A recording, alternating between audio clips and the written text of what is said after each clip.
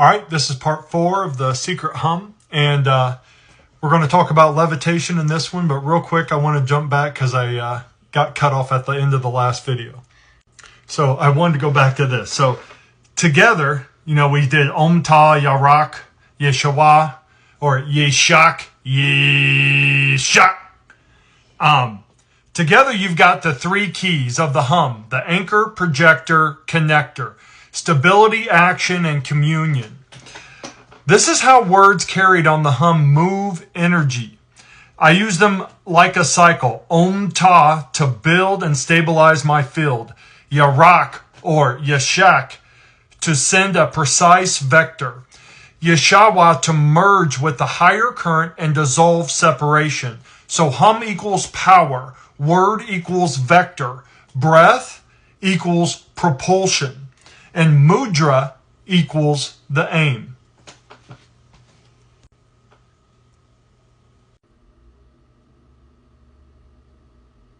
When I talk about levitation, I'm not talking about a trick. I'm talking about a birthright hidden in plain sight. For years, I thought gravity was some invisible pull we all had to obey. Now I see it differently.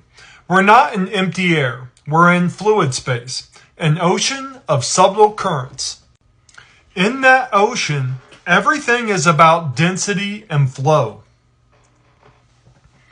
In a fluid, what's lighter rises, what's denser sinks. A bubble in water doesn't flap its wings. It doesn't fight the water. It simply exists as a region of low density and perfect symmetry. The water around it is drawn inward to fill the center, like I keep talking about, 0 point energy. And that flow pushes the bubble upward. The 0 point is always trying to fill itself. That's why the bubble rises. Now apply that to us. We are bubbles in fluid space. The heart is the 0 point torus, like I keep telling you, a living singularity pulling in and radiating out. When that field is coherent, when my chakras align and my biofield harmonizes, I'm no longer a stone in the ocean. I'm a bubble, and bubbles rise automatically. But we've been raised inside with a kryptonite matrix, designed to keep us heavy: noise, toxins, trauma, fear, and shame. It all makes the torus wobble and the field fragment. Add to that Newtonian box mind, rigid thinking, right versus wrong, always having to be right, black and white. You've built a perfect weight training program for the soul to keep you down. People who think like that stay heavy because they block the flow of energy. Levitation isn't a push against gravity. It's the release of heaviness. It's remembering how to flow. That's why my practice begins with the hum. On the inhale, I draw Earth's energy up through my roots. On the exhale, I hum low and deep, filling my chest and belly. The vibration spreads. Then I raise the pitch, letting it climb from my heart to my crown, picturing my cells as air, my field as bubble. And the top pitch, I pause in stillness, 0 point silence, just like the singularity, the 0 point at the center of everything. That's a toroidal field that everything is constructed around. And let the fluid carry me. I don't try to lift it. I let the current rise. This isn't a metaphor. Modern physics already knows this. Archimedes' principle says an object immersed in fluid experiences an upward force equal to the weight of the fluid it displaces. That's called buoyancy. Density decides direction. Lower your density, increase the flow, and the medium itself lifts you. Acoustic levitation labs prove this at small scales every day. Standing waves can suspend droplets in midair. We're just rediscovering how to apply it at the human scale. I've seen glimpses of it in my own life. So there was a time when I was in complete bliss mode.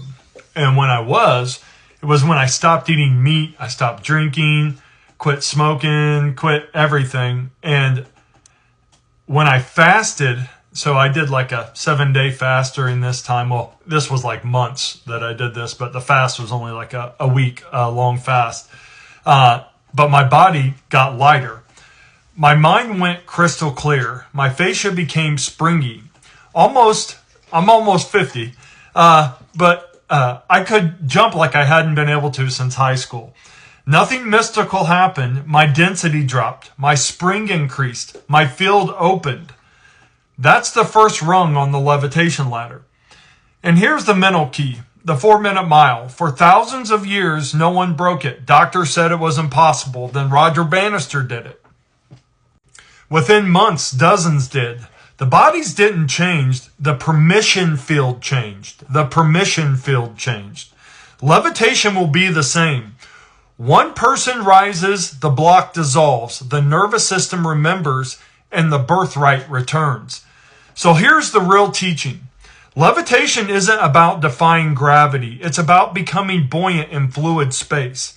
It's about clearing the kryptonite, aligning the heart torus, harmonizing the chakras, letting the mind flow from all angles, and humming yourself into coherence. When you do that, you're not a stone anymore. You're a bubble. And in fluid space, bubbles rise. That's why I post these diagrams. That's why I hum. That's why I talk about toroidal fields, Rye frequencies, the armor of light. It's all one map, all one spark. I'm here to help people break the mental chain, their light field, and remember the physics of their own birthright, because levitation isn't magic. Levitation is simply what happens when a bubble remembers how to be a bubble. So, anyways, think about what I've said in here, and now I'm going to go deeper into other things outside of the hum in very near or soon to come videos that are going to nail it in the coffin so hard that we're in fluidic space and that gravity is a spiral, and how all this interconnects. You're going to be like, yeah, we are bubbles, and all we have to do is remember we're a bubble. So now with this understanding, right, we're trying to rethink about levitation. Now, I'm sure all of you guys have seen this rod, the rods that are like wooden spirals. And when people will turn on a faucet of downward flowing water, the rod goes up the water, right? The rod follows the gradient, right? It's following the water. It's using the down to go up. What do we have in us? What do we have inside of us? What is this Merkaba? Hum is flow. Geometry is guide. What am I showing you here? So I've been trying to understand, how could we actually fly, though, right? And so I was thinking about the heart. I was thinking about zero-point energy and how our heart is zero-point energy. It is the expansion and contraction. Like I told you, a sinkhole opens up in a river. That's zero-point energy. You could create a sinkhole anywhere, like right here in nothing space. I could create a sinkhole out of nothing and create energy. That is what free energy is. But when we think about flight, then, okay, if I wanted to reverse that gradient and become buoyant in the same way that the rod does, and keep in mind, I've been thinking about this for months here. How could I do it? How could I achieve flight? Okay. And so I'm just going to touch on this a little bit as we get into the next video. But think about that. Think about these principles I'm talking about. Think about the architecture of everything we've went over, from the earth and the nested realms, how everything is, because I'm going to go into the spiral and I'm going to explain it in a way no one has ever seen before. And it's going to freaking blow everybody's mind, guaranteed. So I'm going to go into this next. Then we're going to talk about our friends, the Tibetan monks.